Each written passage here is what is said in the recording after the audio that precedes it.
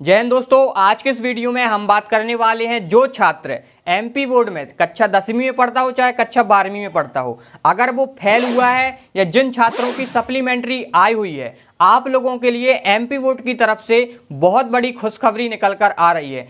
उनका कहना है कि आपकी साल बर्बाद नहीं होगी। जैसे बच्चे पास हुए हैं, जिनकी अच्छी ग्रेड आई है, जिनकी परसेंटेज अच्छी आई है, जो आप देख पा रहे होंगे मोहल्ले पड़ोस आपके गांव में जो छात्र पास हुए हैं, वैसा ही आप कर पाएंगे। बस छोटा सा काम करना है। वो क्या करना है आगे आपको वीडियो में मिलने वाला है, इसलिए ध्यान से देखिएगा। अब आपने जिस लिए इस वीडियो में क्लिक किया है यानी कि डाउट, इस वीडियो में आपके डाउट कौन कौन से क्लियर होने वाले हैं वो हम आपको पहले ही बता दे रहे हैं। अगर आपका इस वीडियो में अगर वो डाउट हो तो देखना, नहीं तो कोई दिक्कत नहीं, समय बर्बाद नहीं करना। तो नंबर 1 डाउट हम क्लियर करने वाले हैं कि सर अगर हम फेल हो गए हैं तो हम अपना साल कैसे बचाएंगे। यानी कि सर एक रुक जाना नहीं योजना का हमने एक नाम सुना है, सर ये क्या कहलाता है। तो सबसे पहले हम आपको विस्तार में समझा देंगे कि आखिरकार कहलाता क्या है। ठीक है। दूसरा क्वेश्चन आपका ये है कि सर हमें जैसे कि समझ में नहीं आता कि हमें सप्लीमेंट्री का फॉर्म भरना है कि सर हमें रुक जाना नहीं योजना का फॉर्म भरना है। सर हम जब अपनी मार्कशीट देखते हैं, रिजल्ट देखते हैं, तो हमें समझ में नहीं आता कि हम कितने विषय का फॉर्म भरें, या वो चाहे सप्लीमेंट्री का हो चाहे वो रुक जाना नहीं योजना का हो। और आपको ये समझ में नहीं आता कि सर हम SUPTH जिसमें लगा है जिस विषय में, और एक विषय में हैज लगा, क्या हमें दोनों का फॉर्म भरना पड़ेगा, केवल एक का फॉर्म भरना पड़ेगा। ये आपके डाउट हैं, वो हम बिल्कुल आपके पानी की तरह साफ कर देंगे। ठीक है। और तीसरा क्वेश्चन सर ये आखिरकार सर ये हैज कहलाता क्या है, सर ये क्यों लाया गया हैज, हैज की पूरी कहानी उखाड़ के आपके सामने दे देंगे तो आपको एक संतुष्टि रहेगी, अच्छा ये कहलाता है। और चौथा क्वेश्चन जो है वो अभी मैं आपको पहले ही बता दे रहा हूँ। चौथा क्वेश्चन ये है कि सर जो सप्लीमेंट्री परीक्षा है ये कब से होगी। तो हम आपको बता दें कक्षा 12वीं की परीक्षाएं 17 जुलाई से होंगी और कक्षा 10वीं की परीक्षाएं 18 जुलाई से होंगी। तो आपके पास पर्याप्त समय है तैयारी करने का। फॉर्म भरने की अभी कोई डेट नहीं आई है, कोई ऑफिशियल नोटिस नहीं आया है। देखो परीक्षा की तिथि घोषित हो चुकी है, ये ऑफिशियल नोटिस आ चुका है। ट्विटर जो हैंडल रहता है MP एजुकेशन का, यानी कि इंदर सिंह परमार जी जो डालते हैं, वो देखो यहाँ पे हमने लगा दिया। इसलिए जब तक ऑफिशियल नोटिस नहीं आता वो हम कुछ बताते ही नहीं हैं आपको। और रुक जाना नहीं का क्या है वो आपको पहले ही बता दे रहे हैं। रुक जाना नहीं के फॉर्म भरना स्टार्ट हो गए हैं। 3 जून से पहले या 4 जून से पहले आप फॉर्म भर ही देना। अभी से फॉर्म भरना स्टार्ट हो गए हैं। अब कैसे क्या भरना है अगर आप वो चाहते हैं तो कमेंट कीजिए, अलग से वीडियो बन जाएगी।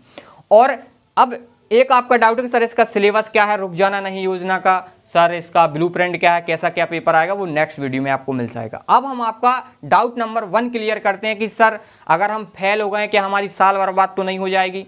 सर इसका एक तरीका है रुक जाना नहीं योजना, ये आपने सुना। तो हम देखो रुक जाना नहीं योजना के तहत ही आप क्या कर सकते हैं, आपकी साल बर्बाद होने से आप बच सकते हैं। तो सबसे पहले हम आपको यही समझा देते हैं कि ये रुक जाना नहीं कहलाता क्या है। ठीक है, तो इसको अपन साफ कर देते हैं। सबसे नंबर 1 डाउट हम क्लियर कर रहे हैं। देखो ध्यान से देख लेना यार, आपका जीवन बदल जाएगा, है ना। आप उल्टी सीधी वीडियो देख कर आए हो तो यार इसको आराम से देखना, आपको हर एक चीज़ समझ में आएगा, है ना। तो देखो रुक जाना नहीं क्या होता है वो हम आपको समझा देंगे। रुक जाना नहीं योजना, ठीक है, इसका मतलब है कि कभी आपको रुकना नहीं है, आगे ही बढ़ना है। ठीक है, कभी रुकना नहीं है। तो जैसे मान लो आप 3 विषय में फेल हैं, 1 2 3, इसमें आपके फेल का मान लो ये इंग्लिश सब्जेक्ट हो गया, ये हिंदी सब्जेक्ट हो गया और ये हो गया आपका मैथ।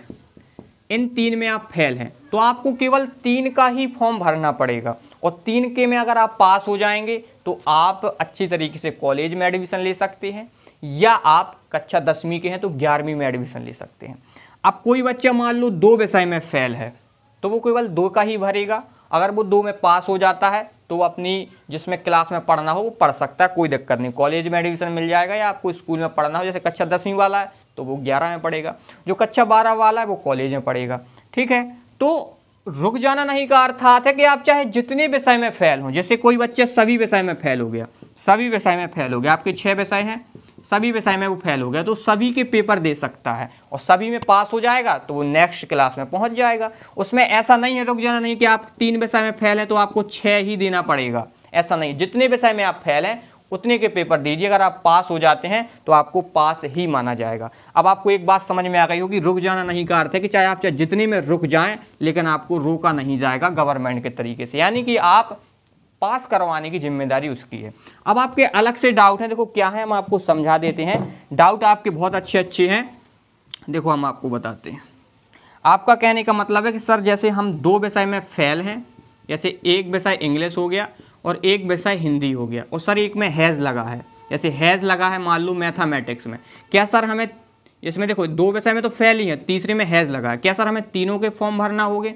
तो हम बता देंगे देखो कब भरना है। ये हम आपको अभी देखो इस मोबाइल से हम आपको स्क्रीन रिकॉर्डिंग करके एक रिजल्ट दिखा देंगे, तो आपको कन्फर्म ही हो जाएगा, लेकिन हम आपको पहले ही भी बता दे रहे हैं। देखो आपका इस साल 75 का पेपर आया था, हाँ या ना? हाँ सर आया था सर। इसके बाद आपको कितने में पास होना था? 25 नंबर में पास होना था कि नहीं होना था? अगर आप इस हैज वाली में देखना, थ्योरी वाली मार्क्स में, थ्योरी वाली मार्क्स में आप देखना, देखो अब हम आपको स्क्रीन रिकॉर्डिंग के जरिए आपको दिखाते हैं इससे, ठीक।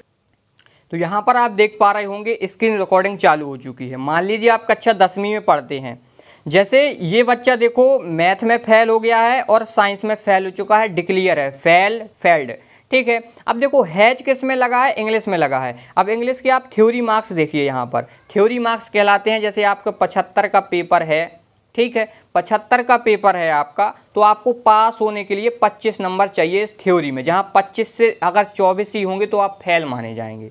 तो देखो यहाँ पर इसके हिंदी में 35 आए हैं, देखो पास है ये। इसके देखो फिर इंग्लिश में 19 आए हैं, तो ये फेल है भाई साहब। 25 चाहिए या 25 से ज़्यादा चाहिए।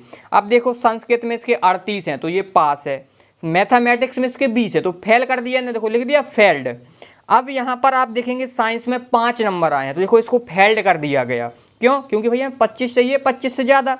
अब इसको देखो सोशल साइंस में 34 नंबर आए हैं, तो 34 नंबर आए हैं यानी कि पास हो गया। अब सर आप कहोगे कि सर आप तो कह रहे थे कि सर जिसमें आपके नंबर 25 या 25 से ज़्यादा आएंगे जब पास किए जाएंगे, लेकिन सर इसको इंग्लिश में तो पास कर दिया गया जहाँ पे इसके 19 नंबर हैं। तो देखो क्या हो गया कि उसको हैज इसने इसलिए लगा देते हैं कि हैज का मतलब क्या कहलाता है, अभी हम आपको समझाए दे रहे हैं। देखो इसकी स्क्रीन रिकॉर्डिंग बंद करते हैं, पहले हम आपको हैज समझाते हैं, हैज क्या कहलाता है। देखो हैज आप समझिए, देखो हैज क्या कहलाता है? हैज का मतलब कहलाता है बेस्ट ऑफ 5।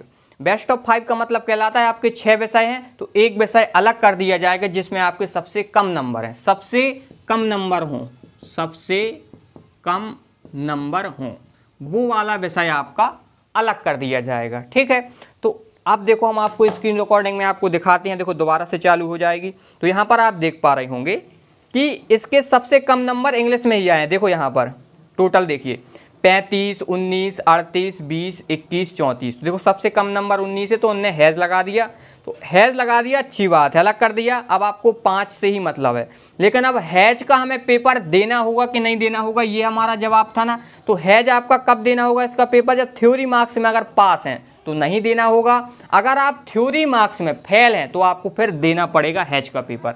यानी कि इसका मतलब पता क्या निकल के आता है, अगर आप हैज वाले विषय में पास हैं तो आपको इसका पेपर नहीं देना है, अगर आप हैज वाले विषय में फेल हैं तो आपको इसका पेपर देना पड़ेगा। ये सीधा सिंपल है। तो आप यहाँ पर समझ गए होंगे कि आपको किसका पेपर देना है और किसका नहीं देना है। यानी कि हैज आप समझ गए कि हमें हैज का पेपर कब देना है, कब नहीं देना है। जब आप देखो एक बार और सुन लीजिए, अगर आप हैज वाले विषय में फेल हैं, ठीक, तो आपको पेपर देना पड़ेगा। अगर आप हैज वाले विषय में पास हैं तो आपको पेपर नहीं देना पड़ेगा। अब मान लो इस बच्चे, जो ये वाला बच्चा है, ये देखो 2 विषय में फेल लिखा हुआ है, एक में हैज है। अब देखो 2 विषय का तो इसका फॉर्म भरना ही पड़ेगा, रुक जाना नहीं का। अब तीसरे का भरना है कि नहीं भरना, वो कैसे पहचानेंगे? जाएंगे थ्योरी मार्क्स में, अगर 25 या 25 से ज़्यादा होंगे तो आपको इसका फॉर्म नहीं भरना पड़ेगा। अगर आपके 24 हों, 23 हों, अगर मान लो 25 से कम हो तो आपको इसका फॉर्म भरना पड़ेगा। जस्ट बिल्कुल ऐसे ही सप्लीमेंट्री का, देखो कैसे सप्लीमेंट्री का क्या है, जैसे एक विषय में मान लो इंग्लिश में है, इंग्लिश में आपकी SUPTH लगा और एक ही विषय में सप्लीमेंट्री आती है, 2 विषय में तो आना बंद ही हो गई जब से बेस्ट ऑफ 5 आ गया, यानी कि हैज़ लगने लगा। मान लो हैज़ लगा आपका मैथमेटिक्स में, अगर आप हैज़ वाले विषय में पास हैं, ठीक, हैज़ वाले विषय में अगर आप पास हैं, और या मान लो 2 कंडीशन हो सकती हैं, हैज़ वाले में फेल हो सकते हो या हैज़ वाले में फेल या पास हो सकते हो, 2 कंडीशन है। अगर आप पास हो तो भाई साहब आपको केवल एक ही विषय का सप्लीमेंट्री का फॉर्म भरना है।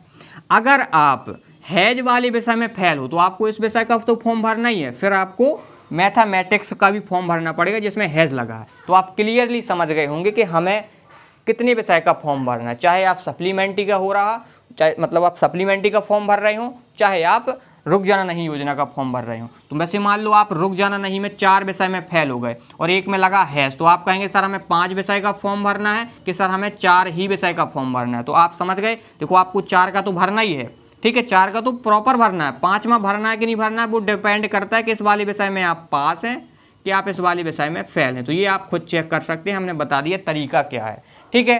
तो अब आपको समझ में आ गया होगा, हर एक डाउट क्लियर कर दिए हैं। नेक्स्ट वीडियो में हम बताएंगे कि रुक जाना नहीं का सिलेबस क्या है, ब्लूप्रिंट क्या है, पेपर कैसे आते हैं। तो इस वीडियो को अगर आपको अच्छी लगी तो लाइक करना, चैनल को सब्सक्राइब कर लेना नेक्स्ट वीडियो को देखने के लिए।